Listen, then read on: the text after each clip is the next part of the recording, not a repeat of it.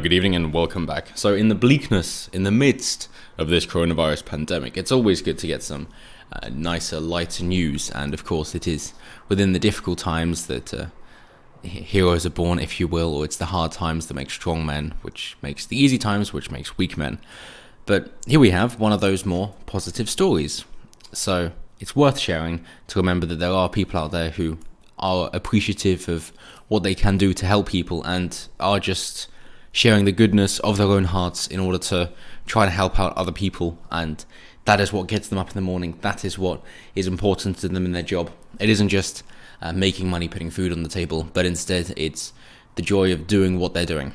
So, as we see here from the BBC, a coronavirus, to quote, "I never thought I'd be so proud to sell bread and butter."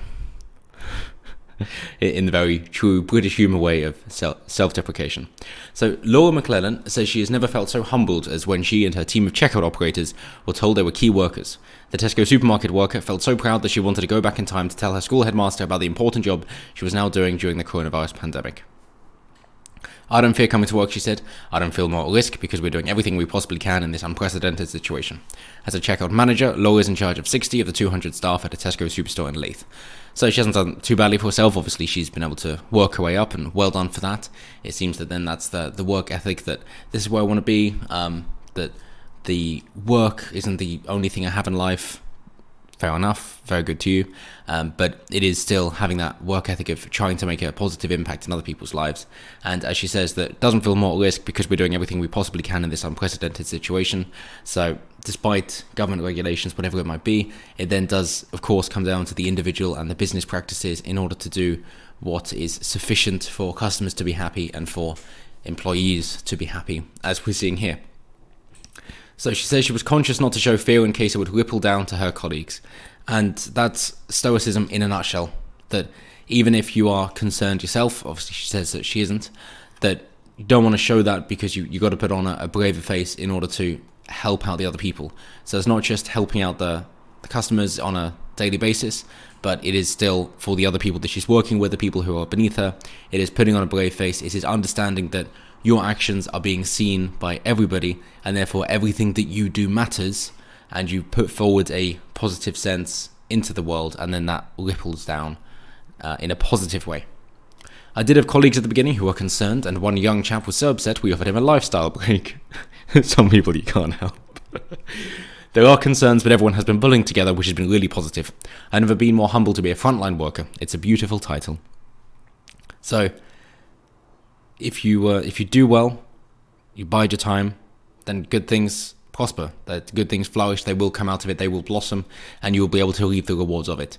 So of course she's put in enough effort in order to be in a good position. Now there's a difficulty, but she knows what needs to be done in order to keep the morale high, and in doing so she can help other people who then help her back, and then everybody, as I say, pulls together, and it's that great spirit and community cohesion which I think we're missing a great deal now, especially not only in modern society, but of course particularly during the coronavirus pandemic, that is worth focusing on to see that it can still happen even in these dire times of both those combined, and therefore something that we can look to be grateful for and also seek to find and amplify within our own lives. So she said, "When the screens went up on the checkouts, that did a lot for their peace of mind, although it was really mind-boggling at first. The screen makes you feel like you're in a goldfish bowl because they warp the sound. Also, you feel like you're shouting. However, she said it was better than the bizarre feeling of having to wear masks. We have a lot of regular older customers who've been coming in here for 20 years, and speaking to them through a mask was hard for them," she added. So again, it's putting other people first. It's thinking about what would be best for them and doing what can be done in order to make it as good as possible to the other person in the interaction. It's understanding this isn't really a big deal for me, but I know it's important to you, and therefore I'm going to do it because, hey, if I can see you smile, if I can make your day better, then that's the positive that I'm looking for in my life. That is my ideal goal. My intended outcome is to know that I have made your life better. So Lloyd said it also taken a lot of guts to enforce the rules with some customers. We have 50,000 customers a week. With that volume of people, it's been tricky marshalling them. I've also had to pick staff to man the door who are strong enough to be assertive. I don't want to get too wrapped up and then, picking the word man instead of person, because obviously she's a very down-to-earth lady who's doing the best that she can, is actually being a positive impact on other people, and has, of course, been spotlighted by the BBC because of that. So well done to her as a person and for helping out the other people. And I think that, obviously you find role models in the unlikeliest of places that you wouldn't think, oh, it's a checkout worker, they're a role model.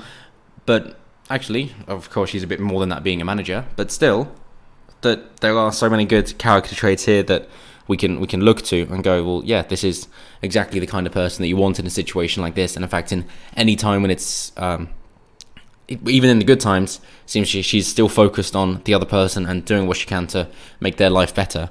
And it is just altruistic in the sense of that the positive response that she receives is what she's looking for. There isn't a hidden agenda of trying to get them to act a certain way, in which case she's disappointed when they're upfront with her, but she's happy when they're upfront with her because that's all that she's looking for.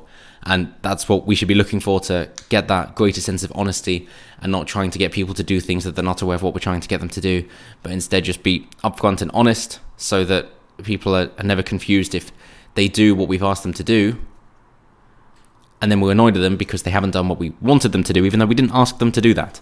It's that kind of thing, and of course that isn't the problem with a lady like Laura here. So, well done. And yes, though it is funny seeing small, thin female security guards wondering, what are they really going to do? Considering the type of people who would be requiring of security. What are they really going to do? But well done, Laura. Well done, Laura, whose sister is also frontline as a nurse, and she seems to be helping her family as well. So all around, a good egg, and definitely someone that we can look to as a light in the dark times that we're all going through. Whether or not the coronavirus is serious doesn't matter. The point is, she's a lovely lady, and I doff my cap to her. So until next time, have a good one.